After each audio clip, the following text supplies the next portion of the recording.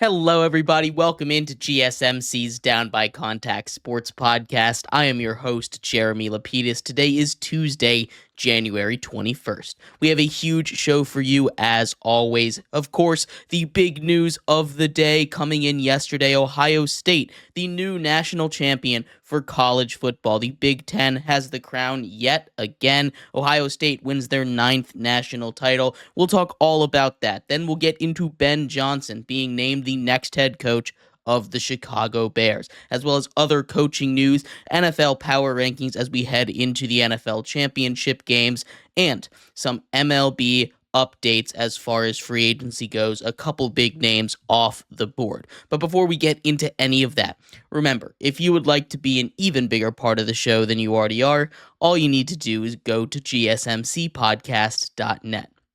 Or if you are on YouTube, you can use that super chat feature. If you do either of those two things, a message should pop up on the bottom of the screen for you, me, and everybody else around the world to see. If you do have a burning question about sports, anything at all that you would like to ask, go and throw that in the comments. Throw it in the chat. I will get to it as soon as I possibly can. I appreciate everybody so much for sticking around, talking some sports with me here on a beautiful Tuesday, January 21st. But like I was saying, we are going to get into our first topic of the day, as Ohio State has won their 9th national title and their first one since 2014. Of course, 2014, just like this year, was the start of a brand new playoff format. Now, of course, that's just coincidence over there, but it's a fun little tidbit. They win the first ever 4-team national title and the first ever 12-team national title. Lots of fun to get out of there, but in their playoff run, Ohio State was a juggernaut. This was the team they were supposed to be all season long, and it seems like that loss to Michigan really kicked them into high gear. Breaking down this game against Notre Dame, it looked like it was going to be a tough one at first. Riley Leonard and Notre Dame led an 18-play, 75-yard drive that took 9 minutes and 45 seconds off of the clock in the first quarter, basically eating up all of that first quarter before Ohio State even touched the ball. Riley Leonard was getting whatever he wanted on the ground. Lots of tough running on the inside, 8 carries on that first drive alone, leading them down the field in what was the longest drive in the history of the BCS National Championship game history. That was a massive drive for them to get a little bit of momentum, and I thought maybe they'd be able to keep it up. But after that, it was all Ohio State until the third quarter. The entirety of the second quarter and the beginning of the third was Ohio State dominating. Notre Dame was held to about 10 yards total in that second quarter. After that first drive, they were completely shut down. Ohio State goes for 31 unanswered points, 3 touchdowns by running back Quinshon Judkins, 1 through the air, 2 on the ground, as well as a 70-yard run in that span of 5 straight drives where they scored at least a field goal. That 70-yard run was the last big play that Ohio State had until the end of the game. And that's where things got interesting. But a couple numbers from that dominant first half from Ohio State. Again, holding Notre Dame, a team that had been very consistent offensively, to just about nothing in an entire quarter is incredible, really. They enter halftime 21 with 21 points in the bag at that point, up 21-7, and it seems like that game is just going to be a blowout. It really does. And I wouldn't blame you for turning it off after they scored another one of their touchdowns down the stretch there. But instead, Notre Dame finds a way back. Will Howard had an amazing game in this one. He ended the first half 11 for 12, only 1 incompletion. He started 11 for 11. That was a masterclass by him in that game. He was able to use his legs a good amount, and Will Howard isn't the most mobile of quarterbacks, but as we saw in that game, and as we've really seen all season, he has the ability to run as an option and pull it if you need him to. It's never going to be his number one option. He's not a runner, as the case with Riley Leonard is, but he is a guy who's got that extra little bit of burst and athleticism, picked up a couple key first downs down the stretch for them to help put that game away. Ohio State up 24 points, and at that point, you can assume this game is just about over. We're in the third quarter at this point. Finally, a drive by Notre Dame. They hadn't been able to get anything done all game long. Notre Dame finally crawls their way back. They score a touchdown, get the 2-point conversion on a beautiful play, design where they're able to get some motion and dive into the end zone with with their star running back Jeremiah Love there. They're only down 16. That is a 2-possession game at this point. Ohio State looks like it's driving yet again, and then they're able to force a fumble, something that the Notre Dame defense had been unable to do all game long, but something they'd thrived on all season long, is turning the other team over. We saw it strike in that Penn State game when they got key interceptions at the end of regulation to set up that game-winning field goal. This is where the big question happened with this game, right? They forced that turnover. They're able to drive down the field, aided by some help, aided by some penalties. They get down there. And then on 4th and goal from the 9-yard line, down 16 at near the end of the third quarter, they decide to kick a field goal. Down by 16 points, instead of a 2-possession game, you could have made it a 1-possession game with a touchdown and an extra point.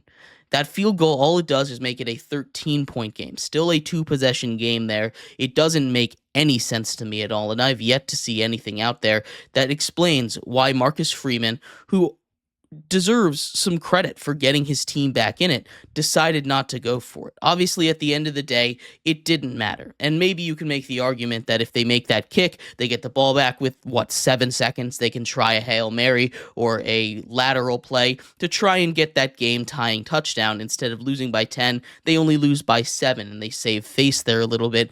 But that felt like a losing mentality kind of move. When they, instead of going out of their way to try and win the game, be aggressive, which is something that Ohio State ended up doing down the stretch, they said, we're just going to take some points. We're going to make this look a little bit closer than it is. And that's not something that you can do. It's not an acceptable decision making. It's not an acceptable decision to make, especially when you're entering the final quarter of the final game of the regular season. If this was a regular of the championship game, right? If this was a regular season game, right?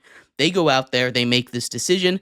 It's not a great one, but it's not going to end your season. But this one literally was your last chance out there. Why not give your guys a shot? Why not give Riley Leonard and that offense the shot that they had been trying to get to all game long? When they finally had a little bit of momentum, instead they put their kicker out there and they end up missing the kick. Now, Ohio State could have run it all the way back. They end up running out of bounds at the 30-yard line. But that field position didn't even end up mattering, right? Obviously, they get the ball back, they drive down the field to score, get another 2-point conversion, and cut it to 8. But at that point, you could have gone for it, and make it or not, this game feels a lot different, right? In the timeline where they make that 4th and 9 to score and potentially tie that game, they're either down 2 or it's a tie game at that point, and we're looking at this game much differently, right? Ohio State has to take this game a lot more seriously, and you have a lot more momentum on your side, and that's been a huge thing in college football all season long, especially in these playoffs. Instead, we live if you went in that timeline where you went for it and failed, at least you tried, right? At least I'm not sitting here 24 hours later and I'm talking about how they made one of the more cowardly decisions that I have ever seen in my life of watching football, right? That's not something that the legacy of this game is. This is a game that could have gone down, at least if they tried it, as a valiant comeback effort. Instead, I'm looking at it, and yes, they shaved a 24-point lead down to 8 at one point, and that's all well and good. But I'm looking at this and I'm saying, they didn't really try to come back. That's my takeaway from this game because of that decision. And obviously, it's not true. They tried to come back, and that decision just didn't make any sense. No analytics I've seen support that. Nothing makes any sense. It was just one of the more cowardly moves that I've ever seen watching football. But instead of trying to potentially make it a one-score game, they kick a field goal, and it doesn't even work. So Notre Dame eventually, like I said, gets back to that 8-point lead. Ohio State is able to drive down, and 3rd and 11 with the game on the line is able to hit star freshman receiver for a 56-yard gain on 3rd and 11. A blitz was brought out there by Notre Dame, and I've seen a lot of people say that wasn't a great call. I don't mind that call at all. I understand that's what they've been doing. That's what they've been successful at all year long. Obviously, you need to put a little bit of more coverage on a guy like Jeremiah Smith, but it's tough with the type of athletes that Ohio State has on the outside. It's not only Jeremiah Smith you have to worry about, it's Emeka Ibuka. It's guys that have stepped up huge throughout the rest of the game for them. Tight ends, other wide receivers down, up and down that roster. This is a team that has a bajillion different pass catchers, running backs as well, that have hurt them all game long. Instead, they go to the freshman phenom Jeremiah Smith for a 56-yard dime by Will Howard under pressure. Again, I don't mind the call. I really don't. It's what they've been great at, and if you can get pressure on a guy like Will Howard fast enough, it's either going to force an errant throw, take a sack, and you have a chance there to go down the field and tie the game. Instead, they kick that field goal. Notre Dame gets the ball back with like 5 seconds left. Game is over at that point. This was a good game. This was a good college football game, and I think it showed that both of these teams deserve to be there. It wasn't like either of these teams got blown out despite how it ended up looking at the first half of that game. Notre Dame figured something out. They were able to play Ohio State. It wasn't like Ohio State was sleepwalking through that second half. They were trying to score. A lot of their success came on those turnover plays that they were able to force. Notre Dame was, and Jaden Greathouse making a couple of really great catches, some great throws by Riley Leonard to get this game to be very close. Instead, the legacy of this game is that cowardly decision to not go for it on 4th and goal from the 9-yard line, and that's where we're at. Ohio State wins their 9th national title in the program's history. First since 2014, they cap off one of the most dominant runs in the history of college football to get to win the college football playoffs, going through the number 1 team in the country, a top 10 team in the country, and another top 5 team in the country. 2 more, actually, beating 3 top 5 teams in the country on their way to a national championship banner.